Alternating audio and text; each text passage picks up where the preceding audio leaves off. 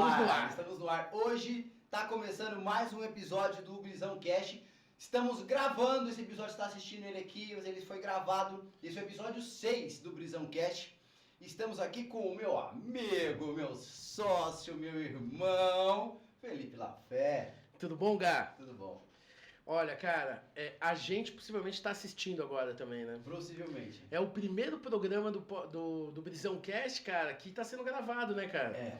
Eu tô muito feliz com esse negócio de gravar programa, porque a gente tem outras possibilidades na gravação, né? Aliás, pouca gente sabe, esse programa nasceu ao vivo, né, Gá? E o Gabriel foi me falar pouquíssimo tempo antes, assim, que ia ser ao vivo. Qual? Do quê? Primeiro de todos. Vai ser ao vivo. Sim, o primeiro que Eu falei, ao vivo, vai ser ao vivo. E a gente tomou essa coisa do ao vivo, né, cara, como uma coisa que, já era, e decidimos assim. Vai ser interessante, hoje, a primeira vez gravado, né, cara? Primeira vez gravado. Não significa que vamos errar, significa que vamos fazer. E se errar, vocês não vão saber, seus trouxa, tudo. Não, brincadeira, pessoal. Pessoal, seus brisões, suas brisonas, hoje a gente tem um programa muito especial aqui. O nosso convidado é um convidado de honra, um convidado que merece muito respeito, muita admiração, porque foi um convite que veio do coração do Felipe. Quando a gente conversou, quando eu fiz o convite pro Felipe ele vir participar do Brisão, e a gente começou a pensar em possibilidades de pessoas para entrevistar, quem que nós pode trazer. O Felipe perguntou, vou poder levar quem eu quiser? Eu falei, pode levar quem eu quiser, quem ele quiser. Aqui o espaço do Brisão, ele é para você um espaço para gerar espaço para quem a gente acredita que tem algo para dizer, né? Para quem a gente acredita que tem algo no coração, tem uma mensagem bonita para o mundo, que vai inspirar outras pessoas. O Brisão é um lugar para dar esse espaço. Tanto para mim, para o Felipe e para os nossos convidados. Então, esse convidado, o Felipe pensou lá atrás. Vou poder levar quem eu quiser? Eu falei, sim, mano. Isso é uma coisa que realmente aconteceu assim. Porque desde o começo eu falava assim, Gabriel, mas né, como vocês já sabem, eu e o Gabriel, a gente pensa completamente diferente um do outro. Falei, mas você vai chamar uma galera, eu vou chamar outra, mas não vai ter nada a ver os nossos convidados. E a gente foi entendendo que isso é que torna o nosso conteúdo um conteúdo interessante, né, cara? Um conteúdo, digamos assim, abrangente, né, cara? Contraditório, interessante, ambíguo. Então, cara, o Gabriel me deu essa liberdade de poder trazer uma pessoa que, pra mim, mano, me ensinou quase tudo na minha vida. Muito do que essa pessoa fez na vida influencia quem eu sou, né? É um ser humano que eu amo. Então, cara, eu tenho o prazer de apresentar para vocês o reverendo assistente social, um mestre, tá ligado? E o meu pai, pastor Jair Alves. Aê! Bem-vindo, seu Jair. Obrigado. Obrigado pela apresentação, né? E quando você disse, Gabriel, né? Quando você disse uma pessoa de reverência e tal, já fiquei meio preocupado. Falei, poxa vida, é uma responsabilidade um pouco pesada, né? Mas eu estou feliz de estar aqui. Prazer muito de rever você, Gabriel, já conheci você, de estar nesse espaço. E mais feliz ainda porque estou com meu filhão aqui. Tá com o filhão. Então eu sou meio corujão, né? Então tem esse desconto para dar. Mas eu estou muito feliz. Muito obrigado, Felipe. Obrigado, Gabriel, por essa acolhida aqui. É uma honra mesmo poder ter o senhor aqui.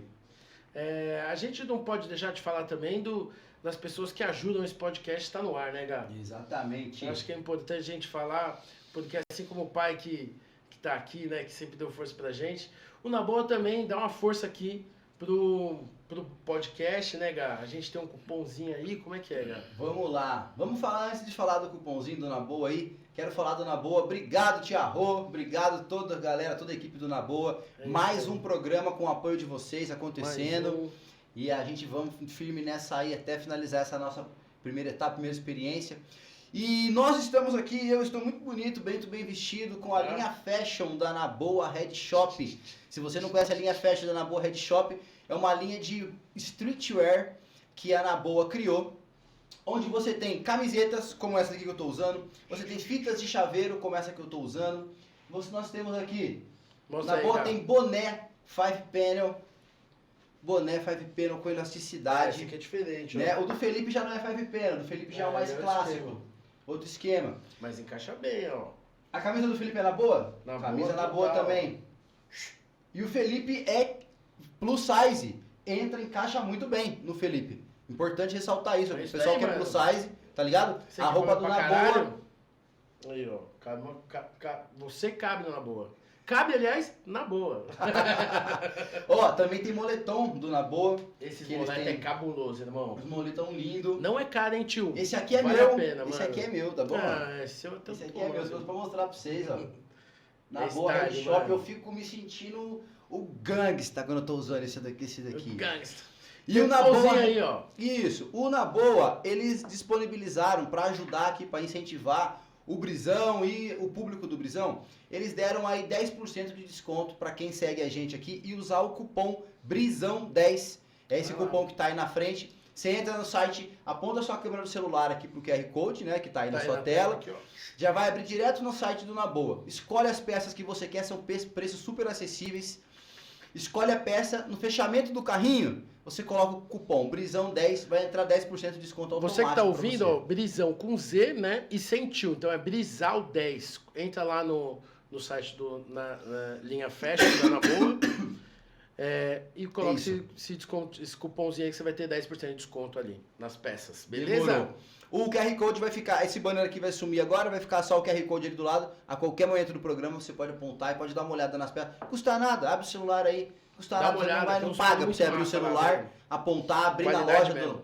abrir na loja do Na Boa ali, dar uma olhada nas peças, ver o que você gosta. Tem meia de orégano, tem um monte de coisa lá ainda, hein? Beleza? Valeu, Na Boa! Valeu demais. Vamos seguir. Seguindo. Bom, muito bem. A pergunta âncora hoje tá na mão do Felipe. Hoje tá. Ó, chegou coisa boa aí, hein? Seguinte, acho que a primeira coisa, pai, que eu queria. Gente, eu vou falar pai porque não tem jeito. Não dá, foi a vida inteira falando assim. Não dá pra ver lá. Reverendo Jair? Não tem como, né? Então a primeira coisa, cara, é o seguinte. Eu queria entender, pai, e dizer pro mundo, pra você poder falar pras pessoas, qual foi o chamado? Que chamado foi esse, pai, que te chamou pra ser pastor? Isso eu acho que é uma das coisas que parece que não é o único chamado, né, pai? Você tem um chamado aí da questão do pastor, tem um chamado também para a questão da política, e eu queria saber um pouco como que essas coisas nasceram dentro de você, entendeu, pai? Tá, um pouco da minha experiência, né? Claro. Pessoal. Tal. Eu nasci protestante, chamado protestante, que é o do mundo evangélico, né? Meu avô era protestante, o teu bisa, né? Uhum. E meu pai era protestante, eu nasci na igreja, mas cresci na igreja assim como tradição. Só vinha me despertar realmente para um desejo de aprofundar na religião, já tinha 17 anos de idade. Uhum. Né? É novo, mas novo. Já participava do grupo de louvor, aquele grupo musical da igreja, né? E aí, 17 anos, 18 anos, eu comecei a sentir um chamado para renovar minha experiência religiosa. Porque até então, eu tinha uma experiência religiosa de quem nasceu naquela religião, de quem herdou do avô, do pai, mas não tinha aquela ligação, sabe, assim, viva, né? Com Jesus, com a Bíblia. Foi então que eu decidi fazer a minha profissão de fé, renovar, né, o meu batismo. Eu já tinha 18 anos. E aí, então, comecei a mais firmemente na igreja. Aí demorou 2, 3 anos, firme na igreja, que eu senti um dia, eu estava trabalhando, né, eu estava lá dirigindo, trabalhava na Sabesp nessa época aí, dirigia um carro da Sabesp, aí dirigindo, numa noite, né, eu estava trabalhando, aí eu senti no meu coração, o meu coração estranhamente aquecido, sabe? Você sente aquele calor, né? Eu disse, olha, puxa vida, e um momento de muito espiritual, eu comecei a imaginar, puxa vida, o que eu estou fazendo aqui? Eu deveria estar lá, nesse momento, como pastor, ministrando a palavra, pregando o evangelho, tentando resgatar vidas, né? E essa ideia que apareceu de repente, né, ela começou a tomar corpo e tal, e aí me levou a um seminário em 1980, né? Eu já tinha 23 anos. 23 anos no seminário. Seminário, entrei no seminário, 1980, seminário metodista, Sim. que fica em São Bernardo do Campo. A igreja metodista tem um seminário. Os pastores, para se tornar pastor, você tem que estudar lá e tal, né? Então, eu fui para o seminário em 1980 e aí começou a minha carreira de seminarista e depois me tornei pastor pleno, né? Depois de 7, 8 anos, me tornei pastor pleno. E atualmente eu estou, agora já depois de 35 anos de pastorado, eu já sou um pastor jubilado, né? Um pastor assim, que já não tem responsabilidade por paróquias, por comunidades. Sim. Tá? Então já estou um pastor já veterano e aposentado.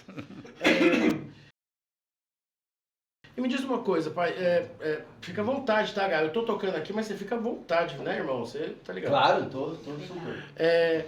Agora, uma coisa assim, pai. Então, você tava lá, recebeu um calorzinho no coração e tal. Calorzinho? Não, tenho certeza que foi um calorzão. Sou ligado esse calor, como é que é.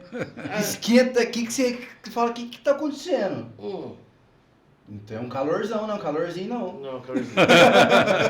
Quer dizer, esse calorzinho, calorzão, fez com que você resolvesse movimentar a sua vida nesse sentido e conduzir isso durante mais de 35, quase 40 anos.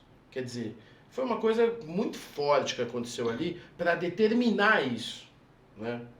Apesar de que você diz que ao longo aquilo foi tomando proporção até chegar à decisão de tomar, né? Fazer isso.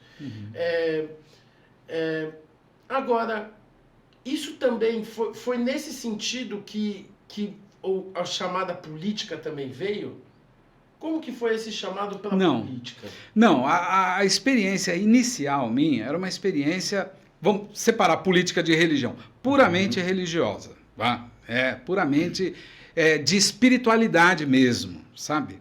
Essa primeira experiência foi assim. Mas essa primeira experiência que eu senti, que eu experimentei mesmo, né? Uma experiência assim com o transcendente, não é? Espiritual, uma experiência com o sagrado, com algo que vai muito além de você, que você não entende mesmo. Por isso que eu digo...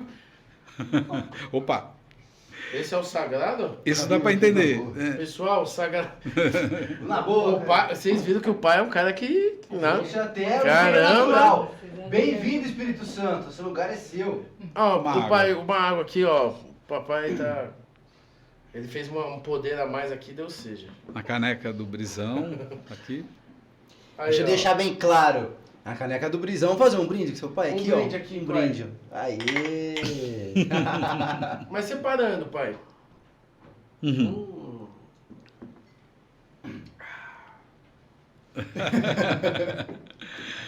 Tá, Então, é separado. Eu tive uma experiência puramente religiosa ou puramente espiritual. Vamos combinar a palavra religiosidade com espiritualidade, são coisas diferentes, né? Sim, muito diferentes. Você consegue rapidamente? Dá sim, rapidamente. Religião se refere a uma coisa institucionalizada, templos, paróquia, tem a ver com templo, com sacerdotes, etc. Beleza. Isso é religião. Espiritualidade é uma coisa mais ampla, não precisa você ser religioso para ter espiritualidade. Um indígena tem, um africano tem a sua espiritualidade, todas as religiões, o muçulmano, o islâmico, o judeu, tem uma espiritualidade, que é algo subjetivo, né? É isso, a subjetividade humana, eu estou dizendo isso, certo? Tá, vamos seguir. Tá, então vamos retomar. Essa experiência inicial, fundante, né, que me trouxe, assim, esse título de reverendo, de pastor, etc., e essa experiência de 35 anos, se iniciou assim, né, no campo da espiritualidade, ligado a uma determinada igreja, que aí está no campo igreja, está no campo do cristianismo, a experiência cristã, religiosamente falando, do cristianismo. Então, eu me tornei pastor, certo? Sim. O que me levou a isso foi essa experiência que eu disse para vocês agora há pouco. Eu falo calor porque a gente tem que interpretar a experiência da gente, né? Você passa por uma experiência e você fala, puxa, eu quero entender o que aconteceu comigo. Eu falo calor, por quê? Porque a ideia de que existe um espírito, né? E de que ele te visita, de que ele comunica com você. Existe essa ideia na minha visão de mundo, na minha ideologia religiosa, já tinha isso, de que o Espírito Santo, não é, na minha interpretação, no dia, me visitou, mexeu comigo e disse, né? e plantou em mim uma ideia, entendeu? A ideia veio assim, do jeito que vocês trabalham com a comunicação, de repente vocês têm um insight, uma ideia, né? Registra logo que essa ideia, você não sabe de onde veio. Você não sabe, não é? Não é isso também? E ser pastor, o que significa ser pastor, pai? Quando você foi lá no seminário, tipo, você recebeu um chamado para ser pastor. A ideia, a palavra do pastor vem do pastor de rebanho mesmo, né? Aquele cara que arrebanha as ovelhas e tal. Quando fala de pastor, quer dizer, aquilo que tocou no seu coração era de uma experiência individual, mas que deu um chamado para relações humanas, né? Porque ninguém é pastor sozinho, não é uma coisa puramente individual, né? Quer dizer, por que eu estou falando isso, pai? Porque esse chamado do pastor e mais para frente esse negócio da questão da política envolve o ser humano, né? De uma maneira geral, a respeito de uma opinião pessoal, individual, né?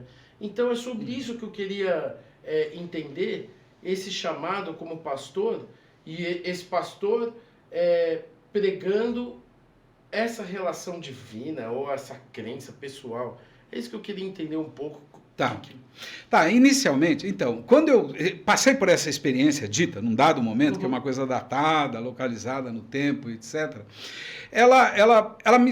a experiência que eu tive é de ser um pregador, né? De ser um pregador. A palavra pastor é uma imagem, né? De um cara que conduz ovelhas, né? Mas isso é uma imagem retirada da Bíblia.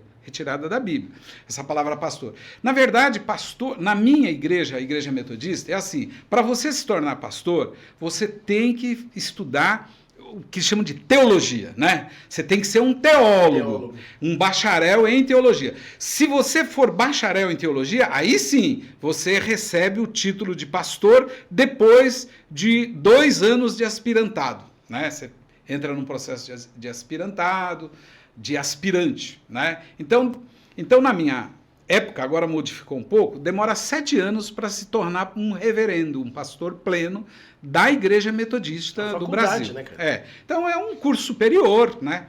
Então eu, jovem, aos 20 anos de idade, eu já pensava assim, poxa, eu tenho que ter a minha profissão e tal. Então um pouco dessa busca de vocação profissional, misturado, e de repente brotou essa ideia. Puxa, eu vou para o mundo da igreja, vou para o mundo da religião, eu vou me tornar uma liderança, eu vou ser um missionário, vou ser um ministro. Uau. É isso que bateu, né? E aí eu fui buscar os caminhos. Foi isso. Muito legal. Fê, legal a pergunta que você fez pro seu pai, porque eu tenho um chamado pastoral também, tem, né, cara? É interessante isso daí. Eu tenho um chamado pastoral. Na Bíblia, né, pessoal, ele fala dos 5 ministérios, né? Tem os 5 ministérios. Tem o apóstolo, profeta, evangelista, pastor e o mestre, né? E o mestre. São 5... É isso que Jesus deixou, que Paulo deixou pra gente ali, né? Paulo deixou pra gente ali, que é as funções dentro da igreja. Cada um tem um dom divino, um jeito de fazer as coisas que Deus dá para cada um. O apóstolo, ele tem... Eu posso simbolizar... Vou até ensinar isso aqui pra galera também, ó. Você pode colocar... tô falando que eu tenho chamado pastoral, mano.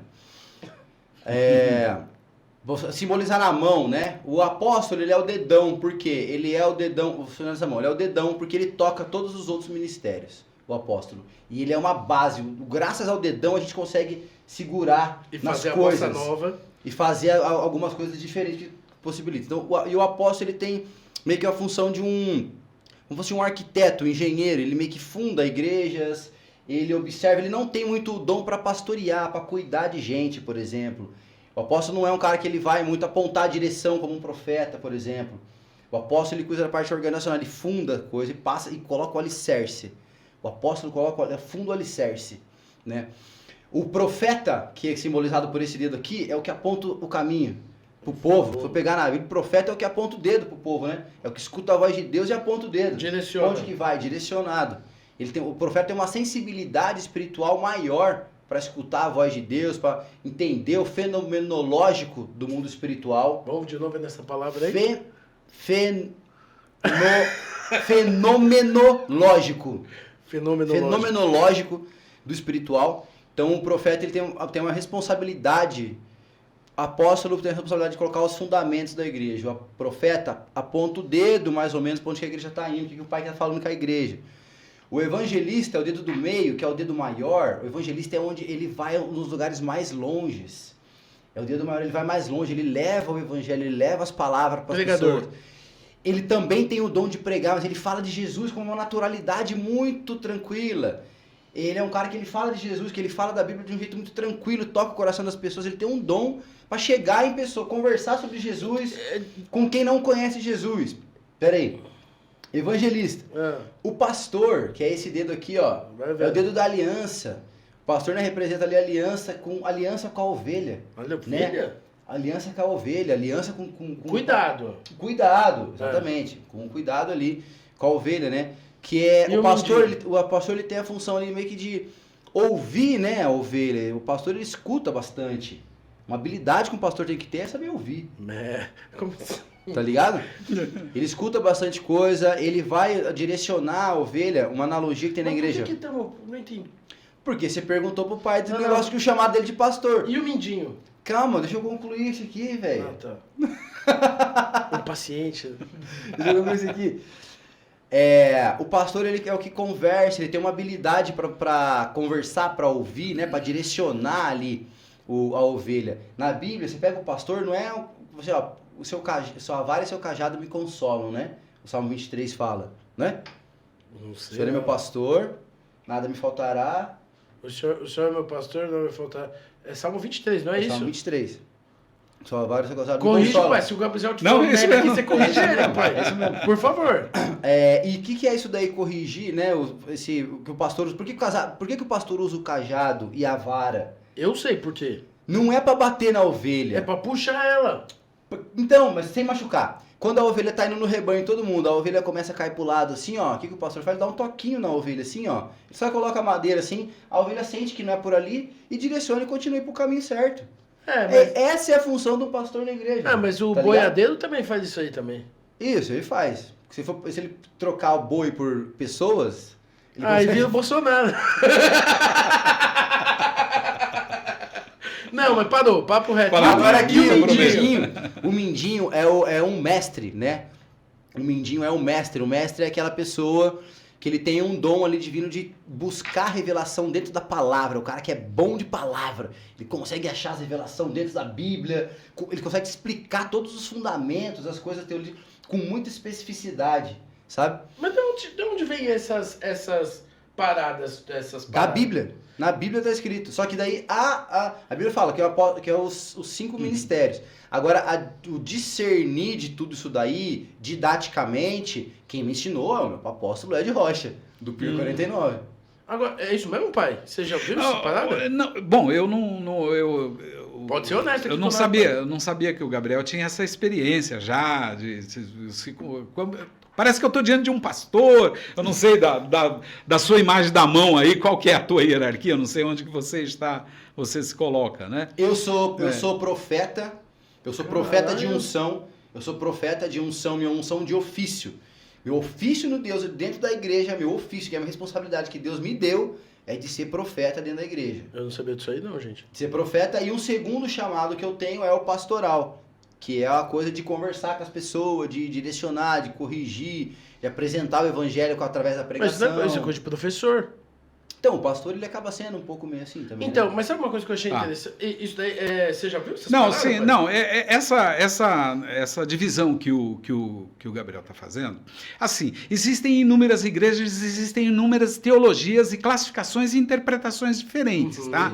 Então, por exemplo, você está pegando os dons, então, de apóstolo, pastor, mestre, doutores da igreja também tem, né? Você está aí focado numa determinada carta do apóstolo Paulo, né? Que tem os dons, né? E as funções dentro da igreja são essas. O próprio apóstolo Paulo tem outras cartas onde ele fala que tem a lista dos dons. Pega Coríntio, por exemplo, são 9 os dons. E nenhuma delas fala exatamente nessa coisa do apóstolo, né? Sim. Exatamente. Tem igrejas que não admitem esse título apóstolo. As igrejas protestantes pentecostais que se colocam o título de apóstolo, são igrejas... A minha igreja não existe apóstolo, existe bispo. Bispo. Bispo.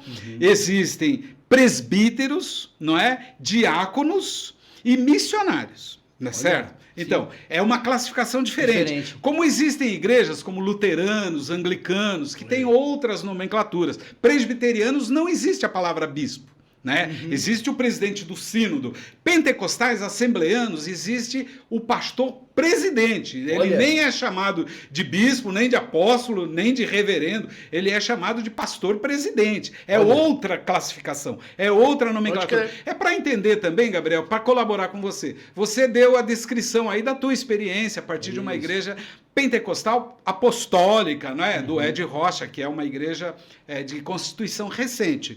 Mas para entender que essa classificação e essa divisão tem outras, né? Sim.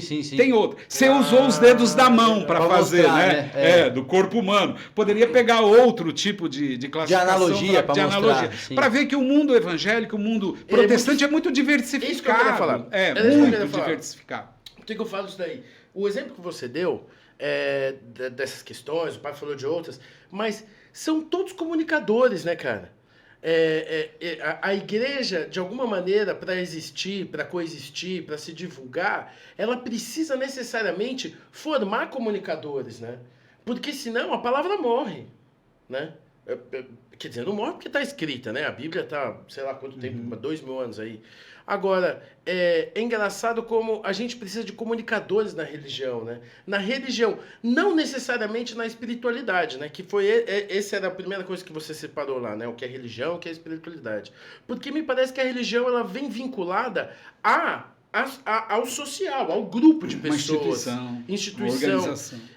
E eu queria, agora, só para a gente retomar, esse chamado, pai, que foi não da religião e da política, da onde que isso veio dentro de você, onde que isso brotou dentro de você, e na verdade já queria colocar uma outra, que é onde essas coisas se conectam, sabe? Tá. Mas eu queria entender um pouco esse lado da política. Tá, então, a relação entre religião e política é uma relação muito complexa, né? E eu acredito que devem ser tratadas de modo diferentes e separadas, inclusive, sabe? É a mesma coisa entre igreja e Estado. Tem que ser, né? Aqui é a minha opinião. Há grupos, há igrejas modernas que acham que tem que tomar o poder, o Brasil tem que ser de Jesus, o presidente tem que ser de Jesus, o ministro do Supremo Tribunal tem que ser terrivelmente evangélico. Pessoalmente, eu não acredito nisso. Eu acho que não existe isso de irmão tem que votar no irmão. Não acredito nisso. Eu acredito, assim, que no campo da política não tem nada a ver com o campo da religião. Eu não meço a qualidade de um político pela capacidade que ele tem, a religiosa, de conhecimento bíblico, etc. Para mim, pode ser uma pessoa que tem uma outra religião. Eu meço o político pela capacidade que ele tem, que vocês disseram agora há pouco, que é uma capacidade interessante, que até o religioso tem, de ouvir as pessoas, de ter sensibilidade para com a necessidade humana, de respeitar os direitos humanos, respeitar o Estado de Direito, respeitar aquelas leis que são justas. Então eu meço por aí, né? Então no campo da política. Agora, Felipe, você perguntou da minha experiência pessoal, né? Então, eu começo na década de 80, no seminário, na igreja protestante metodista, certo? Essa igreja aí, assim como outras igrejas protestantes na época, inclusive a igreja católica apostólica romana, que é uma igreja também, que deve ser respeitada, todas elas estavam influenciadas por uma corrente teológica chamada Teologia da Libertação na época. Isso. Essa Teologia da Libertação é uma teologia, tá? É uma teologia, é uma ciência, sabe, que estuda a Bíblia, tem um modo de interpretar específico, né? Assim como o Testemunha de Jeová tem a sua interpretação, Adventista tem a sua interpretação, e fulano tem a sua interpretação, cada religião, Testemunha de Jeová tem a sua interpretação, tá? Então, essa teologia, chamada da libertação, ela estava influenciando muitos seminários. Os seminaristas que estavam buscando Que ano que era, pai? 1980. 80, tá? 80. Então, no Brasil, estava sendo produzida uma teologia latino-americana, Por quê? Porque as teologias eram importadas, ou da Europa ou dos Estados Unidos. Então eu queria fazer uma teologia, sabe, uma teologia latino-americana. Então nasceu a teologia chamada da libertação, que existe até hoje. Não é tão famosa hoje como era na época, né? E eu fui muito influenciado por essa teologia. Essa teologia, ela, na verdade, ela valoriza mais a figura do profeta do que a figura, sabe, do reverendo, do sacerdote, ou mesmo do pastor presidente, do pastor de ovelhas, que é aquele cara que comanda, que faz a cabeça dos outros, que arrasta as pessoas para uma determinada doutrina. Ele valoriza o profeta. O profeta é quem é? Aquele que denuncia o pecado, denuncia a injustiça. Pega Amós, Oséias, Isaías, Jeremias. O Antigo Testamento é muito isso, né? Muito. Amo. E se você pegar o Novo Testamento, um dos maiores profetas, João Batista, cujo primo maior do que ele foi Jesus de Nazaré. Ele é o profeta maior, né? Jesus testificou isso. Então eu tinha essa pegada. Vou ser um profeta da igreja e tal. Né? Então, influenciado por essa teologia, tá bom? Então, peraí. Então, quer dizer, foi no estudo da teologia, que a teologia é, digamos assim, o estudo que se propõe, teo é Deus, né? E logia é estudo, né? Então é o estudo de Deus, né? Que a aplicabilidade, gostou dessa? Vou repetir. A aplicabilidade palavra difícil. Desse estudo e dessa formação seria se relacionar com os seres humanos através do conhecimento desses estudos sobre Deus, né? No meio desse processo, você se encantou por essa teologia da libertação. E aí, eu te pergunto, essa teologia da libertação, ela é política? Teologias são correntes teológicas diferentes uma da outra. Porque teologia é uma escola. É uma ciência. Mas então, a teologia... tem escolas diferentes uma da outra e tendências diferentes uma da outra. Você já ouviu falar em teologia da prosperidade, agora mais recente na chamada teologia do domínio, que pega muito o mundo, o segmento pentecostal, não é? Desses pentecostais de nova geração, agora apelidado de neopentecostal, não gosto dessa terminologia, né? Que tem essa teologia da prosperidade. Mas e até a teologia do domínio, né? Que são recentes. E que tem um projeto de poder. O Edir Macedo escreveu Plano de Poder, escreveu o livro dele, Plano de Poder. Qual que é a ideia de Edir Macedo? De que o Brasil tem que ser para Jesus, o mundo tem que ser de Jesus. Nem que você precise, não é, colocar um deputado evangélico, um presidente evangélico, ao ponto, não é, de teve um ex-presidente aí que resolveu se batizar nas águas do Rio Jordão, se dizendo que era evangélico, porque ele supõe que o presidente da República tem que ser evangélico. Então, claro. Então, eu estou dizendo isso por quê? Porque a teologia da libertação é uma teologia. E com relação à política, existem teologias que não se referem à política. Teologias que não têm nada a ver com política. E tem teologias que se aproximam do política. A teologia da libertação é uma. A teologia da prosperidade e do domínio, guardadas as devidas diferenças, também tem essa preocupação com a política. É isso. Então, quer dizer... Não sei se fui claro, Felipe. Não quero trazer confusão. Vocês, né? Aí, ó, vão dizer claro se a gente foi claro ou não. Tá claro pra vocês? Escreve nos comentários aqui, ó. Exatamente. Aliás, antes do eu cortar o Felipe, atravessar o Felipe agora, você tá seguindo a gente nas redes sociais? Tá seguindo o Brisão Cast no Instagram, no Facebook, no TikTok, no Spotify, na Deezer, na Amazon Music, a gente tá em todo lugar. Onde você for abrir a tampa do banheiro, você vai ver nossa cara lá. Não, no banheiro não, Gabriel. @BrisãoCast com Z. Demorou em todas as plataformas. Segue a gente, por favor. Copia um link, manda pros seus amigos, deixa um comentário. Bora bater 10k no TikTok. Vamos! Não, daqui a pouco os caras vão bloquear nós, Gabriel. Vão falar que nós é robô. Os caras bloquearam a gente, velho. Acharam que a gente era um robô, bloquearam nosso Instagram. Pronto, fiz a chamada. Voltamos para o Não, vamos voltar pro seu papo que tá quente. É o seguinte. Então, a teologia da libertação, que nessa época, acabou trazendo para você essa vontade política. E isso foi lá dentro, então, que veio esse chamado da política na sua vida, quando você conheceu isso lá dentro. Eu te pergunto uma coisa, pai. O quão é perigoso e o quão é benéfico a mistura entre religião e política? Olha, interessante. Muito boa pergunta. Assim, eu vou falar da minha visão pessoal, porque você está perguntando da minha experiência. Você não né? poder falar de outra, né? Claro. Não, porque poderia estar falando aqui, listando várias correntes para que o público de vocês pudesse fazer as suas opções.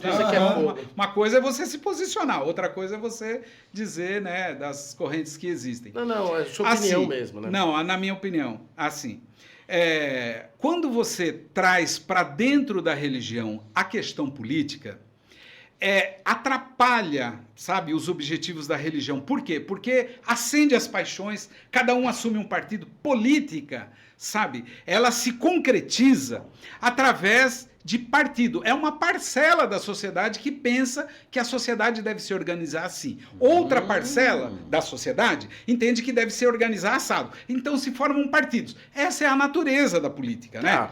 Certo? Quando você traz a política para dentro de uma igreja, por exemplo, ou para dentro de um templo, de uma comunidade, seja ela qualquer religião que for, você acende as paixões ali dentro e acaba dividindo aquela comunidade, né? Então, o que se convencionou, separar, sabe? Então, por exemplo, quando vai um político na minha igreja, ele não ocupa o púlpito, ele não prega, ele não faz propaganda política. Ele fica lá no banco. Eu posso até anunciar, olha, o político tal, né, o governador, o prefeito, o deputado, o vereador, está aqui, está nos visitando, muito obrigado pela sua presença. É uma questão de educação. Okay. Mas dar o púlpito para ele pregar uma ideologia política, não é o papel da religião. Eu acho que tem que separar nesse aspecto. Entendeu, Felipe? Muito bom. Entendi. Então você acha que é benéfico que separe religião e política, né?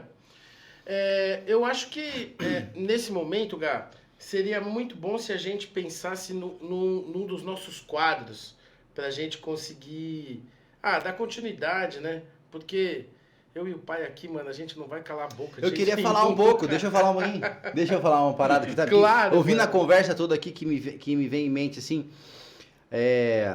Esqueci o que eu ia falar. Mentira, cabeção. Deus faz isso toda hora, toda vez, velho.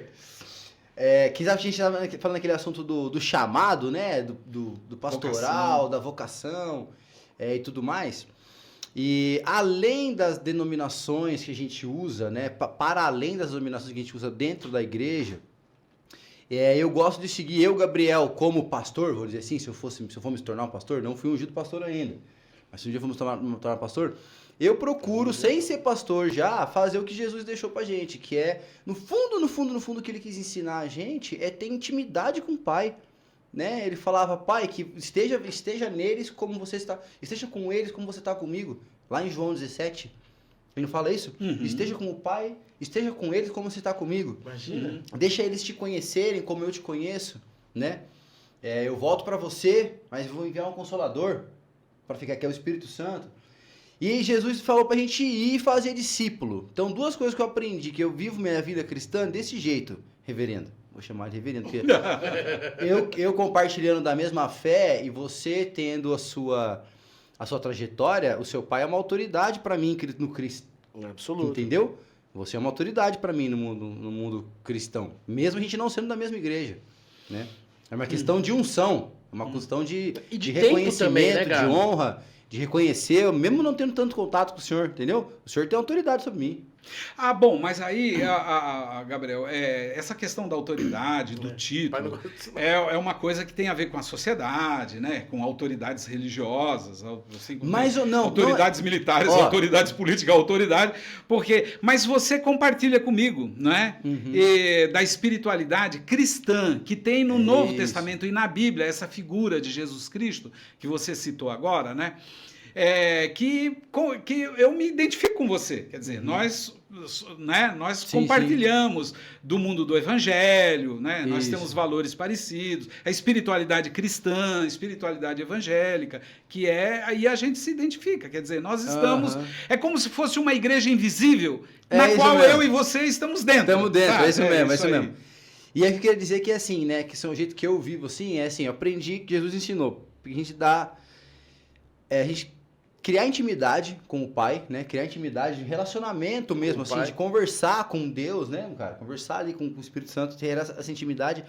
E o que a gente aprender com Deus, o que a gente aplicar na nossa vida, baseado no que Jesus ensina, a gente procurar fazer discípulos, né? Fazer discípulos é o quê? Só passar a visão.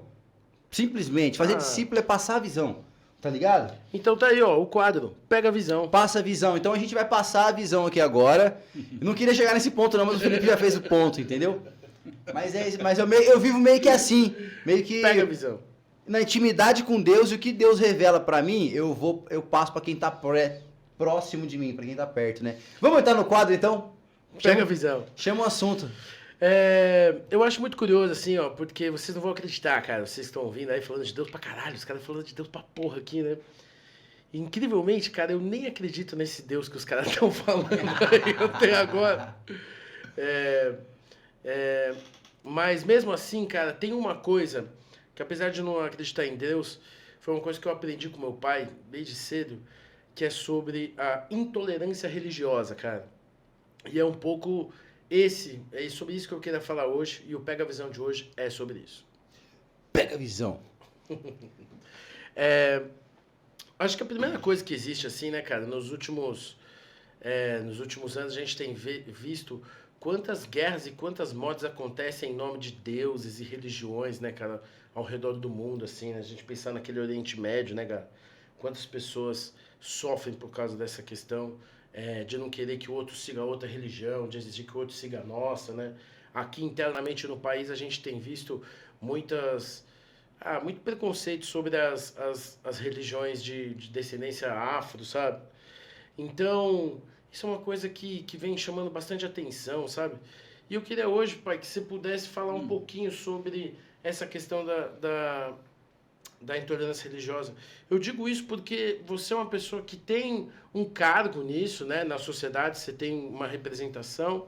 E também porque você sempre foi um pastor curioso, né, pai? No sentido de que você era um pastor que se encontrava com pessoas de outras religiões, tinha uma coisa que era ecumênica, uma palavra que eu acho que é interessante dizer para as pessoas o que é o ecumenismo, né? O macroecumenismo. E eu queria que você falasse um pouco sobre essa questão da intolerância religiosa. Vamos só explicar, antes de passar a bola, seu Jair, só para entender esse quadro do Pega a Visão, que a gente faz é assim, a gente coloca um tema na mesa, e aí o convidado vai falar a sua visão sobre esse tema durante um tempo ali, o Felipe vai falar a visão dele e eu vou falar a minha visão. Aí a gente vai passar, o povo vai pegar a visão do que sair aqui de nós três.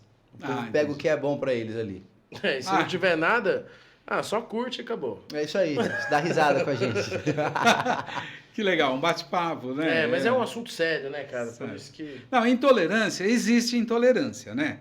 O Brasil, existe muita intolerância, né? Se você pegar os dados de intolerância, principalmente contra as religiões assim denominadas de matriz africana, né? Que é Umbanda, Quimbanda, Candomblé, realmente tem sofrido muita violência, né? Templos queimados, e isso está na mídia, não é? Quase todo dia. Então, existe intolerância. Agora, qual a raiz da intolerância? O problema é o seguinte, a América Latina, né, ela foi colonizada por um cristianismo colonizador, né? Chegou aqui o padre com a cruz e a espada, certo? O indígena, ele tinha que se batizar, senão ele não virava gente, né? Ele olhava para o indígena assim como se fosse um animal qualquer. Eles só se tornam pessoa, gente, na visão do cristianismo colonizador que chegou aqui e que colonizou a América Latina, tá? Sim.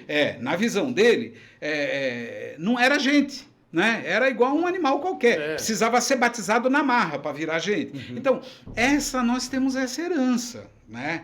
E temos essa herança também das religiões afro que vieram para cá com negros escravizados, forçados a vir para cá.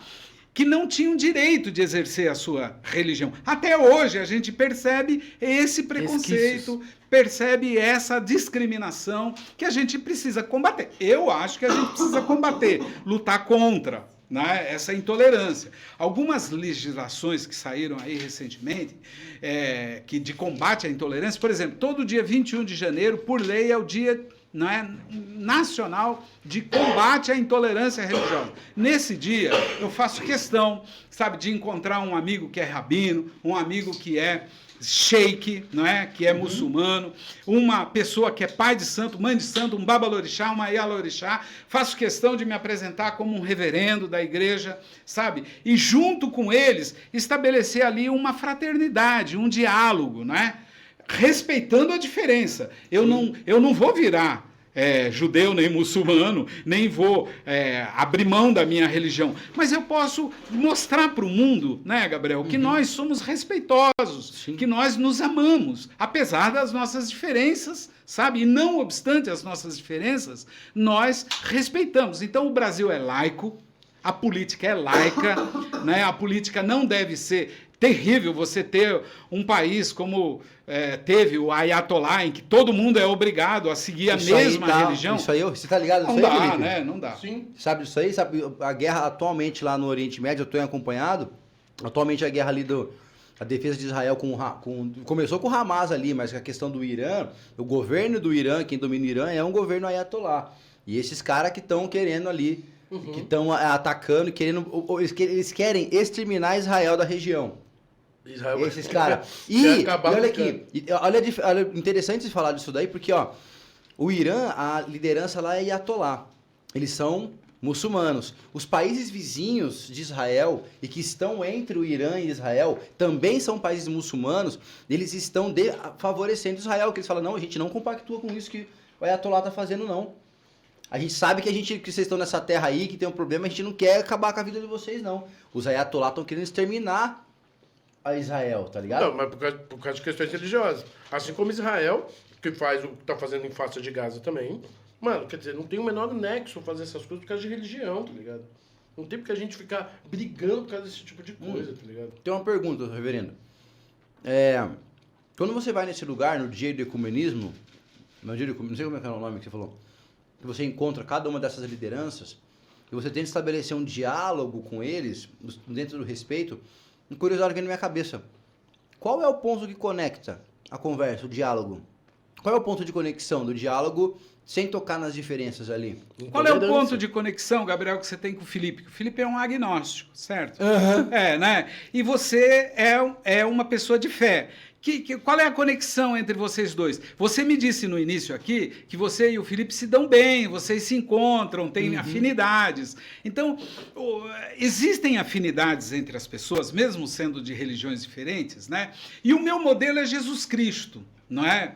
Jesus, existem inúmeras passagens na Bíblia que dão conta de que Jesus, ele é muito maior do que qualquer religião. Jesus não fundou religião nenhuma, e nem quis constituir nenhuma religião. Jesus está acima de todas as religiões, de toda e qualquer doutrina, não é? Ele realmente é universal. Isso na minha espiritualidade, na minha visão.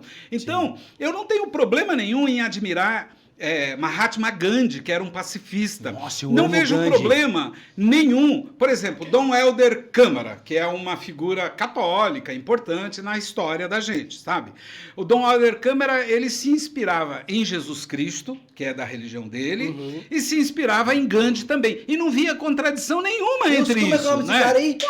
Como é que é o nome desse cara aí?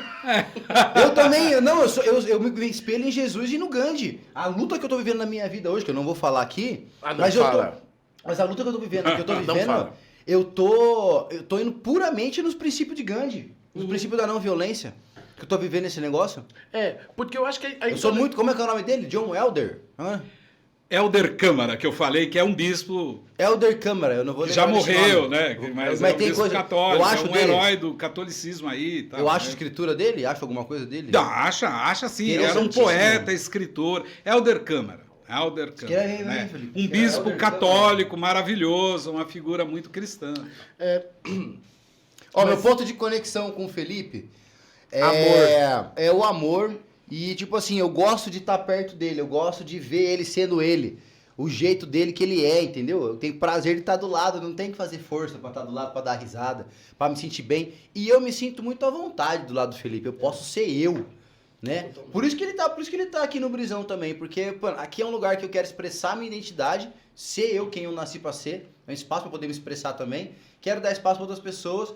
Começando aqui comigo e com o Felipe, então eu me sinto à vontade para me expressar perto dele. Total. E o ponto de conexão aqui, independente de ele não acreditar em Deus, independente do posicionamento político dele, não tô nem aí, sabe? O importante é que a gente tá, o laço de amor é o gostar de estar perto da pessoa, sabe? É o gostar de estar perto.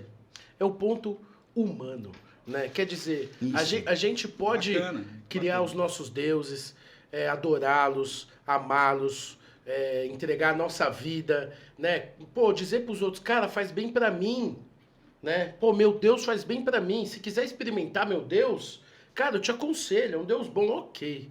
Agora, você não pode colocar isso acima da relação humana, sabe? Deus imagino que seja importante para quem acredita em Deus, mas para quem acredita em Deus e para quem não acredita em Deus, tem algo que é mais importante, cara, que é o ser humano. Então, quando a gente fala de intolerância religiosa, me parece que essa não é uma intolerância religiosa, é uma intolerância ao próprio ser humano, né? Querer acabar com o outro pelo que o outro acredita, querer acabar com o outro pelo que você acredita. Isso não faz sentido. Eu acho que eu não vejo sentido nisso. Então, quando a gente vê pessoas expressando essa violência em relação à crença do outro, é preciso a gente falar, opa, isso não. É melhor não. Né? Então... Legal, concluiu? Sim, foi? Concluí. Legal. Uma coisa que eu já esqueci de novo, Felipe. Ah, Gabriel! Porra! Gente, eu não sei o que eu faço com o Gabriel, cara. Ele tem essas coisas. Fome, dá comida pra ele. Tá passando fome, o menino. Sabe o que eu acho que a gente podia fazer nesse momento super importante, cara? Era chamar... O pai trouxe aqui, o que tá acontecendo aqui, Gabriel? Ninguém tá vendo, cara. Amendoim, a barba. Não tem nada aqui, gente. É mentira do Gabriel. Pelas barbas do profeta. Do antiprofeta. Vou até largar o negócio aqui que me deu coisa. É o seguinte. Vamos entrar entre a cruz e a espada? Nossa, quer fazer? Eu não preparei, mas eu vou fazer na hora. Vamos. Pai pastor, mano. Tá bom, demorou. Vou enfiar a espada no pai. Tá começando agora, entre a cruz e a espada. É um quadro. Medo aqui. A gente vai colocar uma vinheta lá. Mas é um quadro que é assim, ó. Entre a Cruz e a Espada é um quadro de sucesso criado pelo Felipe. Ele que trouxe a ideia, ele que editou o primeiro modelo do Entre a Cruz e a Espada. Consiste em, a gente vai colocar o senhor na berlinda, a gente vai fazer uma pergunta a cada um, e o senhor tem um tempo curto ali de 10 a 30 segundos para dar uma resposta o que vier na cabeça. Coisa rápida, pai. Coisa rápida, não precisa ser resposta muito elaborada. As perguntas vão ser para resposta rápida, assim mesmo. Vamos Vou lá? gaguejar. Tudo bem, não tem importância. Mas tem que responder. Rápido que eu digo assim é sucinta, né? Não é com pressa. Né? Então vamos lá, hein? Vamos começar. Pai, qual é o sentido da mentira? A mentira, ela tem como pai da mentira é o diabo. É o diabo. Eu estou aqui, olhando aqui para o Gabriel, estou pensando nessa linguagem. Não porque não tem nada a ver com o diabo. Mas existe na Bíblia o seguinte, o pai da mentira é o diabo. Então, é diabólico, é negativo, é ruim, é defeito, sem mentiras. Complemento. Não. E aí o diabo veio para matar, roubar e destruir. Então, tudo que é diabólico tá vindo para matar, roubar e destruir. Sonhos, tudo isso aqui. Foi? Bora. Bora. Tá acabando com o quadro, cara. Você. Minha vez, então. Então, já que ele perguntou o que é mentira, minha pergunta é: o que é verdade? O que é a verdade foi perguntada por Pilatos, né? Jesus, diante de Pilatos, ele falou assim, Pilatos perguntou para Jesus, você é o rei dos judeus, né? fala aí, né? Ele ficou em silêncio, né?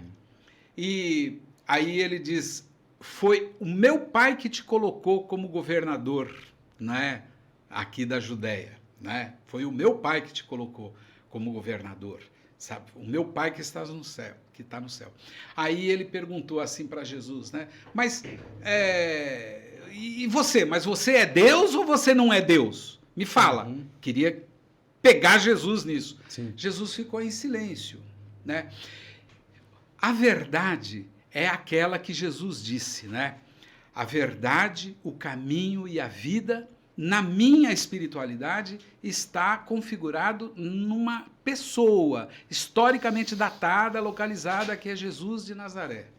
Não é essa. Essa é a verdade. Para mim, esta é a verdade. Como ele fala, né? O seu caminho é a verdade e a vida. E a vida. Os caras tá muito crente aqui, mas deixa eu falar. Mais Espírito Santo. Esse Qual lugar é o seu, sentido? Espírito Santo. Qual é o sentido do ego? Precisa ter o ego. A palavra ego lembra egolatria, egoísmo. Eu acho que existe um preconceito contra essa palavra, Felipe. O ego, ele precisa ser fortalecido, ele precisa existir. Não pode negar o ego. Nem você pode negar o seu ego. Ego é uma palavra grega que significa no português eu. É você. Ego significa eu como indivíduo, como pessoa, que me reconheço como ser humano. Eu existo. Então, a palavra ego é uma palavra que designa uma realidade muito importante. Esse é o sentido do ego. Sentido do ego é o eu. Oh, interessantíssimo, hein? Qual profeta que o senhor gosta mais da Bíblia? Isaías. Isaías. É.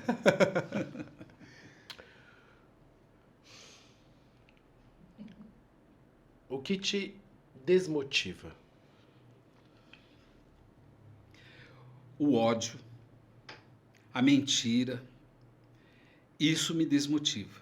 E eu vejo na sociedade atual o discurso de ódio que é crassa e campeia e cada vez mais se espalha na sociedade.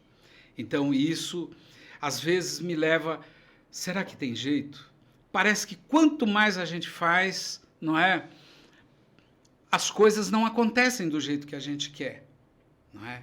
As coisas não dão certo do jeito que a gente quer. Vocês queriam ter na próxima edição de vocês 1 milhão de visualizações. Não vai ser assim. Não é? Exige uma luta, exige uma batalha e exige que vocês estejam preparados até para o fracasso, até para recomeçar, se for preciso. Não é? Então existe sim, Felipe, coisas que me desanimam. E o que me desanima realmente é o discurso de ódio, não é? Que a gente vê hoje em dia na sociedade. Muito bom. Vamos ver.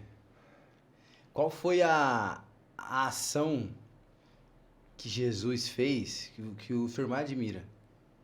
Além de ressuscitar, né? Qual foi a ação que ele deixou ali que o senhor mais admira? O que eu mais admiro em Jesus é realmente aquela entrega dele, né? Ele se entregou pela humanidade. Ele se entregou por amor, se entregou ao sofrimento, à paixão, ele se entregou a um sacrifício, não é? Em amor e por amor à humanidade, por amor às pessoas. E essa é a maior expressão, para mim, extraordinária dessa figura, Jesus Cristo de Nazaré, né? Jesus, ele se entrega, padeceu, sofreu e morreu na cruz, e morreu por amor. Amor a você, amor a nós, amor né, pela humanidade. Isso eu acho extraordinário, maior feito. Eu tô sentindo a presença do Espírito Santo aqui, cara. Quando você deu uma tremida assim, ó, é Espírito Santo aqui manifestando em mim, cara. O meu, se tiver isso, é cacuete mesmo. Você? Desculpa, pessoal. Qual é o maior desafio de um casamento, pai? Casamento, né? Casamento é uma palavra muito importante, filho. Por quê? Porque casamento tem a ver com a concepção de família, né? Que hoje em dia está em voga dentro da cidade muito debate sobre a defesa da família tradicional e sobre a defesa de outras organizações familiares, como união civil, Claro. família homoafetiva, de Ó, reuniões isso, homoafetivas, famílias extensas, famílias em que as pessoas não são casadas, sabe? Vivem em união estável, né? Então, essa concepção de família tradicional e que pega isso como idolatria e pega a família e idolatra a família, como se a família fosse sagrada. Eu não acredito que a família seja algo sagrado, que você tenha que se ajoelhar diante dela e adorar como Jesus, como a Deus. Não tereis outros deuses diante de mim, não é isso? Você conhece a Bíblia, Gabriel. Então, eu acho uma idolatria muito grande você considerar o casamento como uma camisa de 7 varas, que você está proibido o divórcio, está proibido, sabe? Não aceito isso. Até a Constituição brasileira aceitou o divórcio, né?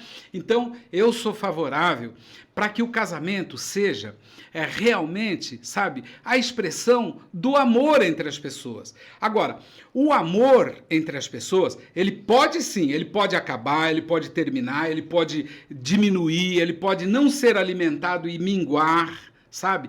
E existe casamentos em que a melhor solução, a mais terapêutica, a mais ideal é a separação. Nós temos que admitir, eu sou pastor, já fiz N casamentos, sabe? Já orientei muitos casais, sabe? Em cursos de casais, mas eu não tenho medo de dizer, olha, casamento não pode ser uma gaiola, não pode ser uma camisa de 7 varas, aquela camisa assim que você põe em pessoas loucas, tá? Sim. É isso. Muito bom, hein? Encontrei quem vai fazer meu casamento. A Ângela que falou, vocês ouviram o que você falou? Fala, Você João. sentiu uma pressão, né, Gabriel? Encontrei quem vai fazer meu casamento. Já encontrei quem vai fazer meu casamento. A A namorada Ângela, do minha Gabriel. namorada, tá falando aqui, ó. Tá falando que o pastor Jair vai fazer nosso casamento. Mas já disse que tudo bem separar. Olha que horror. Vamos lá, vamos lá. Falou, o discurso dele foi esse, tudo bem, se não der certo. Minha vez, Felipe. Nossa, eu não paro, eu tô com raiva na cabeça. Eu quero perguntar de Jesus, meu pai, quero falar de Jesus só. Tá vendo? Mas esse que é o problema, cara. O problema do cliente, cara não muda mais. Nossa, eu sempre vou falar de verdade pra vocês, rapaziada. Eu tô aqui apresentando o Brisão Cast. Feliz da vida. Feliz da vida, entendeu? Eu sou cristão, mas eu tô tomando uma cervejinha aqui, entendeu? Disso aqui, não sou de chapar o coco não, mas tô tomando cervejinha sim. Liberdade. Mas eu vou falar que a coisa mais... Eu tenho muito prazer de estar aqui com o Felipe, de estar aqui entrevistando, de estar aqui falando com vocês. Gosto de editar o Brisão, mas não tem nada na minha vida que me dá mais prazer do que ficar falando de Deus e falando de Jesus, cara. Eu acho que eu me policio, porque eu tenho medo das pessoas me acharem chato por isso. Mas o que eu mais gosto de fazer, com quem eu me sinto à vontade, gente que eu confio, tipo minha mãe, minha namorada, minha filha. O que eu mais gosto de fazer é ficar falando de Jesus e ficar falando de Deus, do que Deus fala comigo, das coisas que eu tenho, cara. Pessoal, não vai ser sempre assim, tá? Só hoje. Será tá sempre assim. Vai, Gabriel, você vai acabar com o quadro mesmo? Com o quadro. Vamos Sua lá. última pra fechar. A minha última? Não, penúltima, que eu tenho uma aqui que eu não posso deixar passar. Nossa, ó, vamos lá, reverendo. Da morte dos apóstolos, que foram trágicas, qual que você acha que é a mais trágica, que você não queria passar por ela? Pô, morrer nenhuma, né? Eu me lembro aqui de Estevão, né, de o apóstolo Paulo e o próprio Pedro, né, que tiveram mortes assim terríveis. O apóstolo Paulo, de acordo com Atos 28, ele é decapitado em Roma, né? Bota a cabeça dele no tronco e ele foi decapitado. E o apóstolo São Pedro, né, ou o discípulo Pedro, né, conta a tradição que ele morreu crucificado ainda de ponta cabeça, porque por opção dele, segundo a tradição, né, ele não se sentia digno de Olha, morrer igual a Jesus, né? Então ele preferiu morrer de ponta cabeça, né? E outros pais da igreja que deram testemunho que foram mártires, né? Por testemunhar a Jesus. É o caso, por exemplo, de muitos que foram jogados aos leões no templo das catacumbas de Roma, né, nas primeiras horas ali do cristianismo, né, no primeiro, segundo século, em que eu conheço a história de um dos pais da igreja, de um dos santos da igreja, né, que ele dizia assim: a cada vez que o leão morde a minha pele, é um hino de glória que eu canto ao Senhor, para você ver a radicalidade desses apóstolos, né? Então, o apóstolo Paulo mesmo diz assim, o crente não morre, né? O crente, Deus se alegra com a morte dos seus santos. Existem umas frases na Bíblia que faz com que o verdadeiro cristão, né, ele não tem medo da morte, porque Cristo venceu a morte. Então ele não tem medo. É isso. Enfim, não sei se você sabe. Guerreiro de fé. Guerreiro de fé. Vagabundo nato. Vagabundo nato que tá aí pra morrer. Os caras falam isso, cara. É isso. Quer dizer, vem da religião. Kamikaze é um cara que vem da religião, né? O cara não se mata se ele não achar que a vida continua. Né? A religião tem essa... Sabe, pra mim, cara... Puta que pariu, gente. Vocês estão se colocando aqui o tempo todo. Eu vou me colocar um pouco, porque eu não consigo. Vai, Fê, manda ver. Esse negócio da religião me pega esse negócio, cara. Galera, presta atenção no Felipe, porque a visão dele vai... tenho certeza que muita gente pode se conectar com a visão do Felipe. A gente tá aqui há mais de 1 hora já, né? Sim, 1h05. 1h05 minutos falando de Deus pra lá, Deus pra cá, Deus pra lá, Deus pra cá. E aí, cara, eu sou um ser humano que não acredita nisso, vivendo numa terra onde a maioria das pessoas acredita, cara. Chega uma hora que é foda, mano. Tá ligado? Porque daqui a pouco você fala assim, você acredita em Deus? Não, os caras falam... mano. Tá ligado? Daqui a pouco, sabe o que eu vou fazer? Como é que chama? Não tem homofóbico, xenofóbico, cristofóbico. Se não acredita em Deus, eu vou começar a criar um grupo de pessoas pra... Olha, cara, não discrimina nós que não acredita em Deus, caralho. Nós também é gente, porra. Nós também tem coração. E eu vou falar uma coisa, cara. Eu acho que quando a gente acredita em Deus e acredita que a vida tem uma continuidade, a vida tem um sentido e a caminhada, cara, tende a ser mais tranquila do que quando a gente acha que na hora que o caixão descer, acabou, tio. A única responsabilidade pela nossa vida, pelo que rege o mundo, é nossa. De mais ninguém. Como se não tivesse Deus, como se fosse só nós mesmo, cuidando da gente. Se acontece uma desgraça, a culpa é nossa. Se acontece uma coisa boa, mano, o mérito é nosso. Tá ligado? Quando eu vejo a passagem de Jesus lá falando, não fui eu que fiz a parada, é Deus. Eu vejo um cara humilde, só não querendo o prêmio pra ele. Tá ligado? Mas era um cara, mano, que... Um dos caras mais humanos que eu conheço é esse maluco aí. Quando a gente terceiriza o bagulho, tá ligado? Chega e fala assim, nossa, mano, eu fiz um negócio porque Deus me ajudou. Joga o bagulho lá pra cima, em vez de dizer que o mérito é teu, velho. Sabe? Tipo, puta, mano, caramba, isso aconteceu, Deus não tá me ajudando. Joga lá, ô Deus, me ajuda. Mano, faz você. Eu acho que fica mais difícil, tá ligado? Quando a gente não acredita em Deus. A vida é mais difícil pra quem não acredita em Deus, cara. Tá ligado? E não tô falando pra você acreditar, ou foda-se o que você quer fazer da sua vida, faz o que você quiser. O ponto é o seguinte, só ser pastor e só falar de Deus pra você, pai, não foi suficiente. Por que cargas d'água, depois de vários anos de pastor, você resolveu se enfiar em fazer serviço social e ser assistente social? Por quê, cara? Olha! Tem tensionamentos e tem dificuldades. Todo mundo enfrenta problemas. Eu sou um ser humano que tive uma experiência com a igreja. Não foi boa. Não foi boa a minha experiência. Teve momentos em que a igreja se tornou um espaço muito estreito para poder realmente trabalhar pelo ser humano e ajudar as pessoas.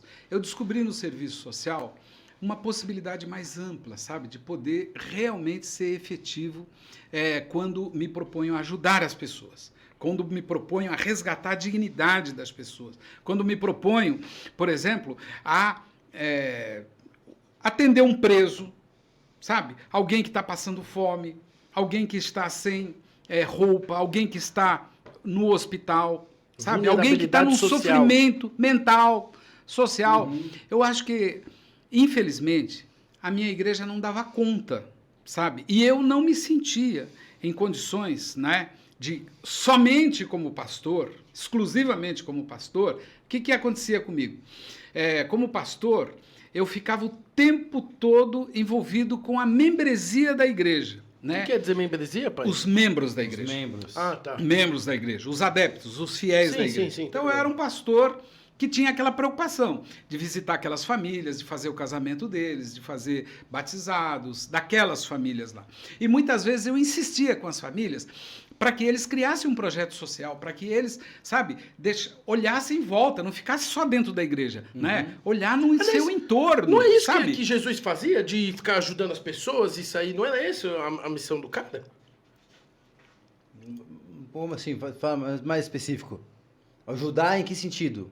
Bom, sei lá, Jesus ia lá fazer o cego ver, ajudava a população ao redor dele, ficava entre as pessoas que estavam mais ferradas. Posso estar falando, Não. posso, eu Era um entendo pouco nada. sim. Só que eu vou falar uma coisa, na minha visão ali, posso estar errado, tá, reverendo? Mas Jesus, ele não é que ele ajudava as pessoas, e ajudar quem tá pobre aqui, ajudar quem tá ali, não sei o quê. Mas era pessoas que tinham fé e que buscavam nele, viam nele a cura, viam nele a mudança de vida deles, da realidade deles. A mulher que estava com fluxo de sangue há 12 anos, 20 anos, que ela tinha um fluxo de sangue, ela era tratada como excluída. Ninguém podia chegar perto dela, ninguém podia encostar, porque ela era tratada como impura pelos judeus religiosos da época. E quando Jesus passou por ali, que tinha uma multidão em volta dele, ela viu em Jesus a possibilidade de se curar. E a fé dela moveu ela a passar no meio de todo mundo, a quebrar a barreira de aquele preconceito de todo mundo. Onde ela passava, Felipe, as pessoas tinham nojo dela, mané. É que tem Tá leproso. ligado?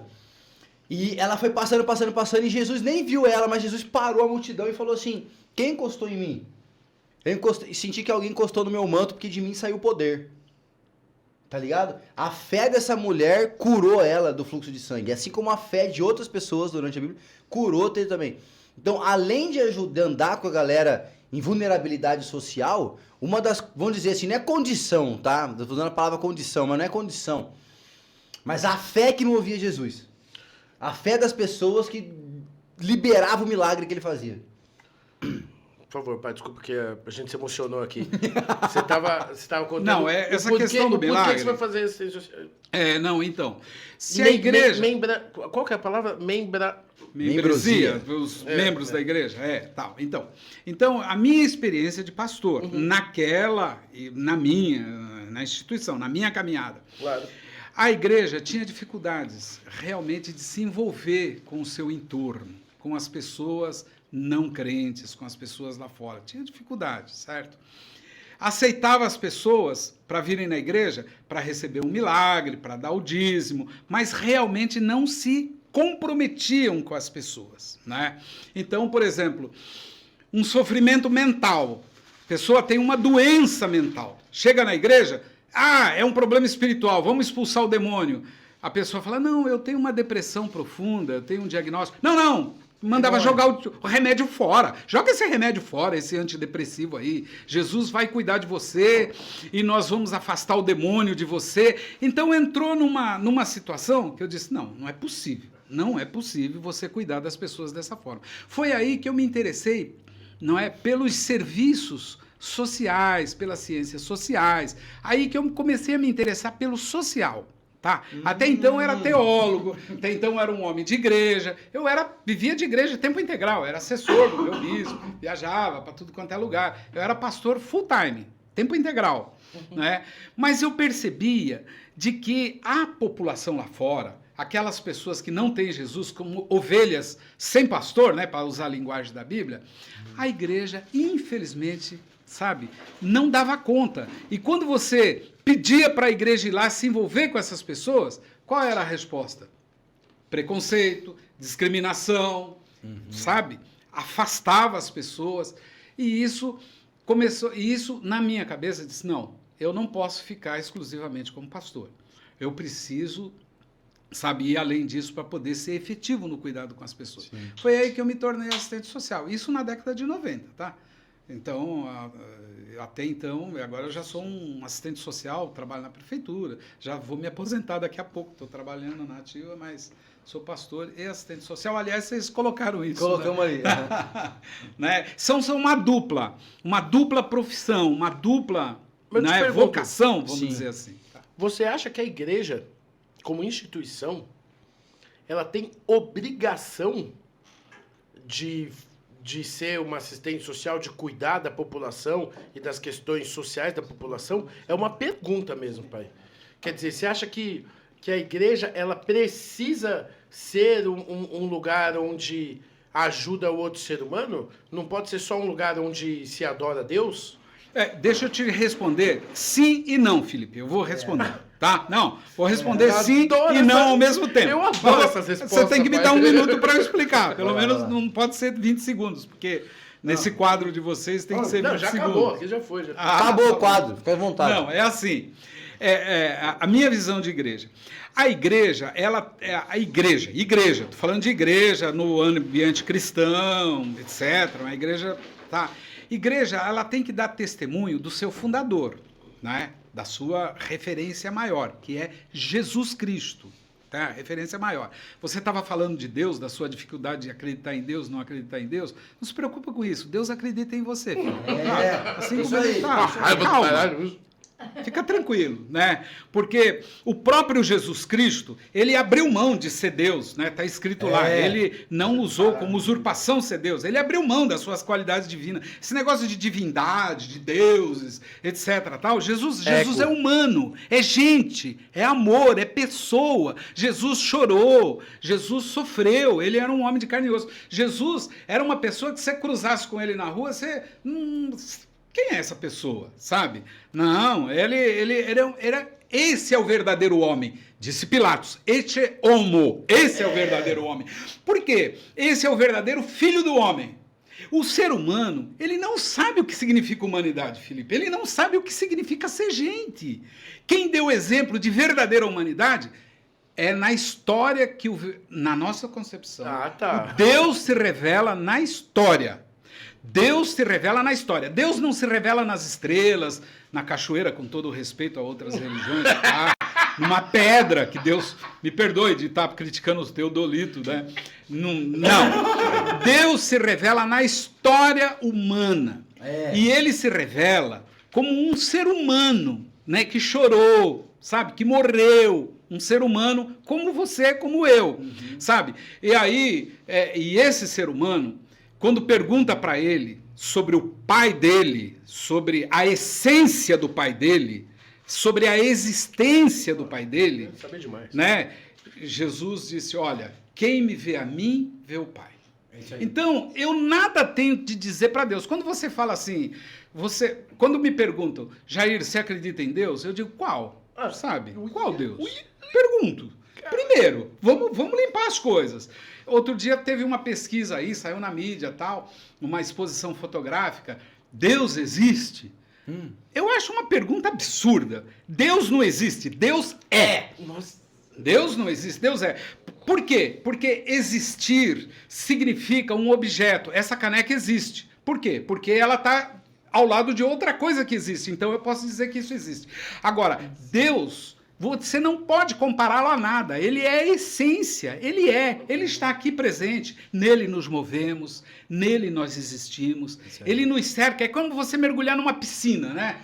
Afundar numa piscina. Deus está por todos os lados. Santo Agostinho dizia, ele é o pai das luzes. Ele é a própria realidade, a própria criação. Ele é o criador.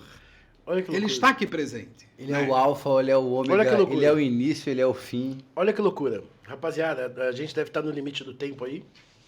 Né? Como é que estamos?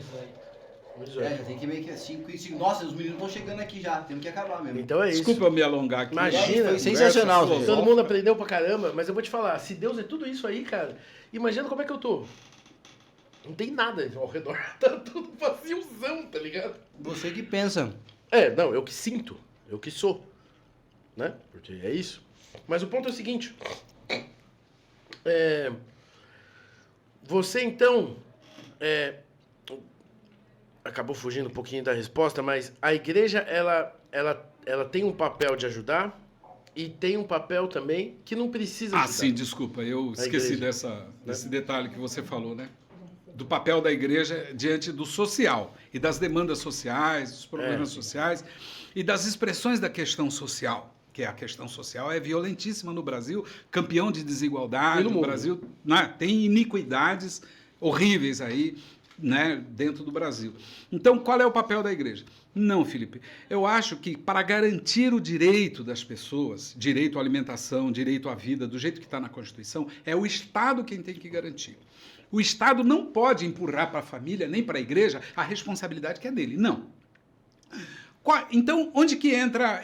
Então, como que justifica a minha preocupação da igreja, sabe, entrar na questão social? Assim, dar testemunho de Jesus Cristo. Dar testemunho do amor cristão. Então, se eu vou criar um asilo dentro da igreja, ou uma creche dentro da igreja, eu não vou pegar 1 milhão de velhinhos para cuidar. Eu vou pegar 20 velhinhos, colocar dentro da igreja e vou cuidar deles com muito amor. Com muito amor. E vou fazer um trabalho excelente de cuidado dele. Não como esses depósitos de idosos que existem por aí. Não. Eu vou fazer do jeito que o Estado deveria fazer e não está fazendo. Do jeito que as famílias deveriam cuidar do seu velho e não está cuidando. Isso é testemunho. Testemunho do amor de Cristo. Então, é esse o papel da igreja. A igreja tem que, sim, tem que ter uma creche, tem que ter, sabe, ela tem que desenvolver uma escola, uma faculdade, ela tem que desenvolver isso. Tem que ter projetos sociais, a igreja tem que ter. Mas ela não é responsável por eliminar os problemas sociais da cidade, nem da sociedade, nem é o papel dela. O papel dela é testemunhar a Cristo. A palavra testemunhar, o testemunho, né? A testemunha, a palavra em latim é martiria, né? Significa testemunhar. Então, a igreja, ela tem que realmente testemunhar. Como é que eu digo para a sociedade que ela tem que cuidar dos velhinhos dessa forma e não cuida? É você trazendo e cuidando, dando exemplo concreto, mostrando como tem que fazer. Isso é fazer como Jesus fazia. Jesus, quando via, você falou lá, a mulher hemorroíça, até o centurião Cornélio, que nem era judeu, era um pagão, a mulher Ciro-Fenícia, Jesus tinha contato com pessoas de tudo quanto era nacionalidade, nem judeu, e ele cuidava das pessoas. E era para valer, punha a mão na massa, não ficava falando de amor como uma ideia abstrata. Por exemplo, aceita Jesus... pegou a ideia? Então agora você fica com a ideia. E despede o cara com a barriga vazia, sabe? Para o cara ficar com verdades, ideias, ideologia religiosa na cabeça, certo? E despede e acha que está resolvido o problema. Não é assim, Não né? é assim que funciona. Você não acha? O que você pensa? O que você pensa, Felipe? Eu sou filho desse cara. Eu nem gosto de igreja. Que orgulho. Eu quero compartilhar um pouco de Eu fazer tenho e orgulho meio que dele. caminhando pro fim, assim. Eu tenho uma relação, assim, eu gosto muito de ficar falando de Deus, falando de Jesus. Eu tenho uma relação diária. A Ângela é testemunha, ela vive comigo lá em casa. Tadinho. Eu tenho minha relação diária com Jesus, sabe? A todo momento. Eu queria fazer uma observação, esse é o exemplo que o reverendo deu aqui, de fazendo paralelo ali, né, daquele cristianismo colonizador que veio lá da Europa para o Brasil, que forçou os indígenas, forçou os negros a fazerem coisas assim. Eu queria dizer, cara, em nome da igreja, que isso daí não tem nada a ver com Jesus, tá ligado? nada mesmo. Isso não tem nada a ver com o que Jesus ensinou pra Santa. gente. Jesus deixou um único mandamento, cara, amar a Deus acima de todas as coisas, o seu próximo como a ti mesmo. Entendeu? E de fazer discípulos. E de fazer discípulos vai e passa a visão. Eu tô dentro de você, tenta viver o mais próximo possível do que eu fui e passa a visão do que eu passar pra você. Esse é meio que o estilo de vida que eu vivo hoje, sabe? Como cristão, assim. Enquanto eu não me assumo um pastor de fato mesmo e fundar uma igreja, que eu nem sei se eu vou fazer isso, eu acho que minha igreja é o Brisão Cast, entendeu? Que porra é essa? Entendeu? Virou a igreja. Não sei se eu vou fazer isso daí. Não vai. Minha igreja é o Instagram, eu expresso identidade, tá ligado? Ali que eu converso com as pessoas, ali eu passo a visão pro pessoal, a minha visão de evangelho, a visão do Gabriel, a forma que eu vivo. Não sou o maior exemplo que tem, mas procuro ser na medida do possível. E tô falando isso daí porque o Brisão Cast tem a mão de Deus em cima aqui, cara, do Brisão Cast. Ué. E vocês vão ver eu falando de Deus algumas vezes, vocês vão ver eu dando uns tremeliques, se A mão bobear de até Deus. orar em línguas aqui em algumas horas. A mão de Deus aqui. Impressionante. O Felipe, por mais que ele não acredite em Deus... Eu acredito em você, Gabriel. Então tá Eu valendo, acredito entendeu? em você que tá assistindo a gente. Eu acredito que você vai dar like. Eu acredito que você vai seguir nós. Eu acredito que, mano, muito papo ainda vai rolar aqui, mano. E você vai estar aqui com nós, curtindo, dando like. É ou não é? Eu quero agradecer demais, pai. Puta Puta que eu pariu, pai. Muito obrigado por ter estado aqui. Tem muita coisa que você falou aí, pai, que eu tenho muita vontade que o mundo saiba. De um cara que acredita em Deus e que tem uma mente revolucionária, que ama o ser humano e que ama a Deus. Porque eu vejo muito nego que ama a Deus e odeia o ser humano, cara. Sabe? Isso me dá um ódio do caralho. Sabe? Eu posso não amar a Deus, mas se tem algo que eu amo profundamente é o ser humano, cara. Você é zica, Felipe.